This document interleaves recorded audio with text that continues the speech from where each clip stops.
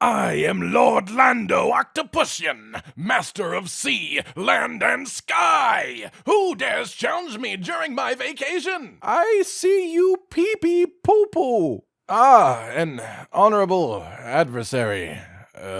Ladies, gentlemen, and tarnished of all ages, welcome one and all to a roundup of some of the more fun things to come out of patch 1.04 releasing in Elden Ring. When this patch dropped, they changed a ridiculous number of weapon skills, pretty much all of them being buffs, and it may have left you thinking, okay, so 60 weapon skills are better now, but which out of those 60 should I even have to care about? And as far as this specific collection goes, which of those 60 can be applied to a variety of weapons, rather than being locked as the unique skill on one special thing. And so today we'll be going over 5 Ashes of War that you really should be using after patch 1.04 and that are able to be applied to various weapons. Yes, some of these were already good, but when you buff something good, what happens? It becomes great. If you don't believe me, check them out for yourself. Of course, all of this footage is with max upgraded weapons, appropriate stats, and any fitting talismans that I had as well to really maximize them and show you how they are at the best that they can do.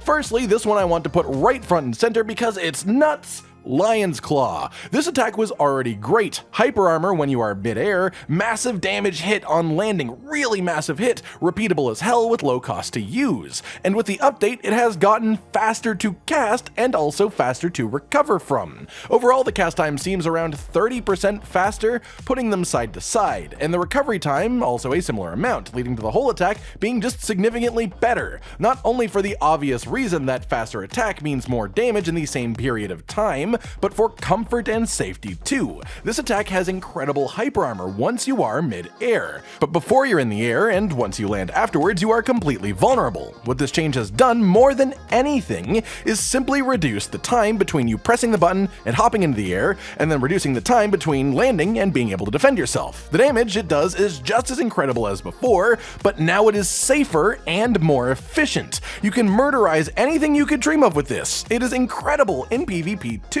As you may imagine, more than anywhere else, you can feel the buffs and changes to a weapon skill here in PvP, where a few percentage differences in cast time or damage or usage makes the difference between one person beating another all the damn time. Lion's Claw is goddamn fast now. It's killer. If you haven't tried this Ash of War out before, you absolutely should now, because I doubt it's gonna get buffed again, just saying. To get this one yourself if you don't have it, head to Fort Gale and Caelid and kill the Lion Guardian on the inside.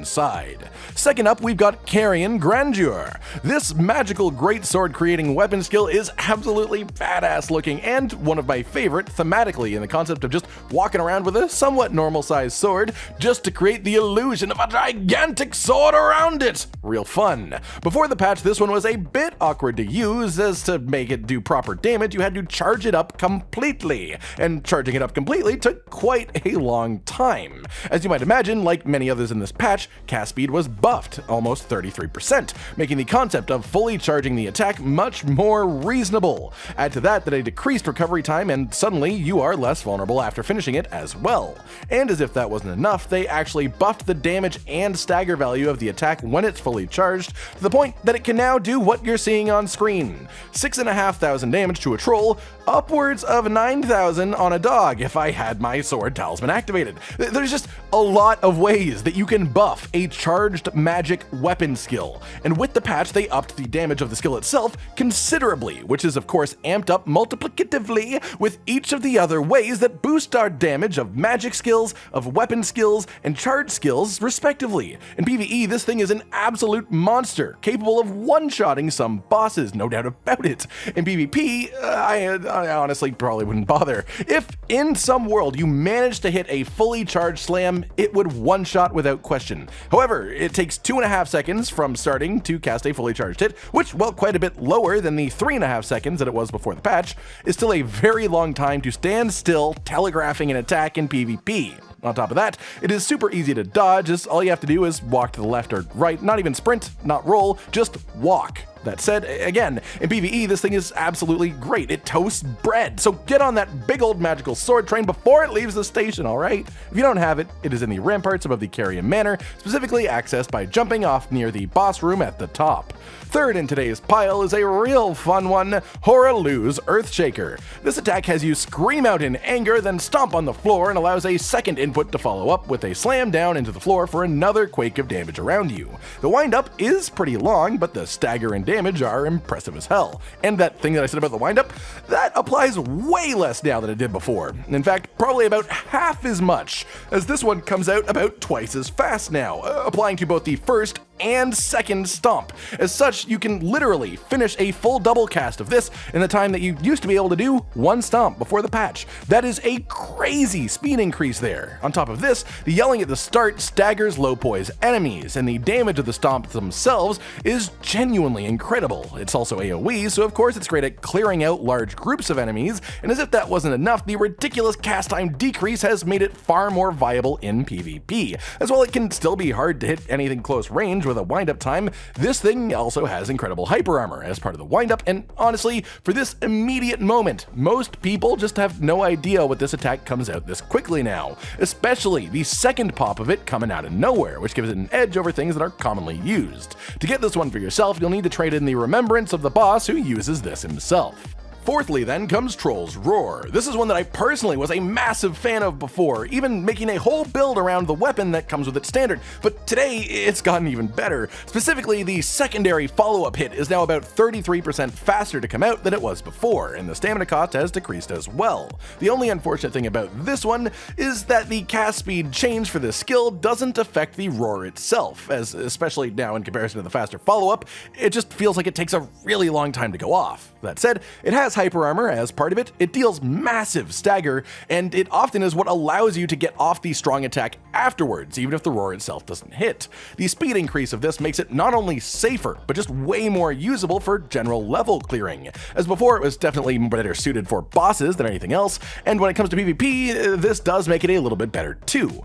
However, this skill still suffers from the same problems it had before, which is the initial windup of the roar itself. Yes, the speed change of the follow-up attack makes hitting the follow-up specifically better, but to get there in the first place, you have to do the roar first, which is relatively slow. Put simply, in PvP, it got better, but not a massive amount better. In PvE, you will absolutely notice the difference consistently. It will shift how you play, it will create new openings to whack something for 6,000 damage like it's nothing. Get on out there, my troll people, get on out there and roar. To get this one for yourself, if you don't have it, get to the top of the giant skull beside the Church of Repose and the mountaintop of the giants. Fifth up then is Shield Crash, and well, this one is just great. Right now, a thing that people are starting to clue into is the concept of putting bleed on a shield with Shield Crash. The reason? Shield Crash hits a bunch of times super fast, so in theory, that causes a bleed, right? Yeah, it does. It just does. As well as this, because it is a great shield during the skill use itself, you are blocking, only able to be attacked during the wind-up period. Hey, remember that cast time buff that most weapon skills got? Yeah, that was applied here too, and as you might imagine, the direct result is that there is simply less time during the already incredibly strong skill that you can get hit by your opponent during, be they NPC or human alike. They just have less opportunity to hit you before you're blocking. As well, they decrease the stamina cost of this skill, and given it's on a great shield and costs a fair amount of stamina, that helps quite a bit. You definitely want to keep your stamina in your bar as much as you can when wielding it. In PvP, this thing just owns. Shield Crash is built for humanoid enemies above all else, and it has great tracking as a result on those enemies. All it takes is one successful Shield Crash with bleed status on your shield to kill most enemies in PvP. It's just that good. To get this for yourself, kill the Scarab located in the Loux ruins near the Erdtree Gazing Hill site of Grace. And then finally, a bit of a special inclusion, because I know I said 5, but I can't help myself. So we'll call this one an honorable mention, Flaming Strike. This one was always good, but now it just got better. Unlike many of the changes, this weapon skill didn't get a change in cast time at all, but what it did get was an extended range on the follow-up attack. This may not sound like much, but you travel nearly twice as far with that slice than you could before. And like with Lion's Claw, the main thing that gives you is safety. Longer range means that you can cast this skill from further out of your enemy's range and still take advantage of the full damage. The damage of it is incredible, of course. The speed is blindingly quick, but now the second hit of the weapon skill is just as scary as the first one. In PvE, this can help you against weirdly shaped enemies for sure, but you'll see the most difference with this one in PvP, where range is probably the most important factor at any given moment in any given fight. Am I in range of being hit by my opponent? Am I in range of hitting them myself? Well, today, with this Ash of War, the answer to number 2 just got way easier, which means that you can stay out of their range more while applying the same amount of pressure more often. If you don't have this one and want it for yourself, it's dropped by a scarab in the back behind Redmane Castle. And that just about covers it today, everyone. I've been Cotton Dinosaur from RageGamingVideos, and this has been 6 Ashes of War, particularly worth checking out after patch 1.04. Are these ones that you already use that have just been improved for free, or are these Ashes of War something that you'll have to go out and try for the first time? Like if you like the video, subscribe to the notification bell for more, and most importantly, ladies and gentlemen, until next time, stay sweet. Josh, Cotton, and Hollow with the videos, dropping the humor like a hammer on your tippy toes, bringing entertainment on a daily arrangement to take our insanity and turn it into entertainment. Yes, I said entertainment twice, to reiterate that it is nice to look into your faces on a mostly daily basis when you let us in your homes to make the whole world a stage. Goodbye.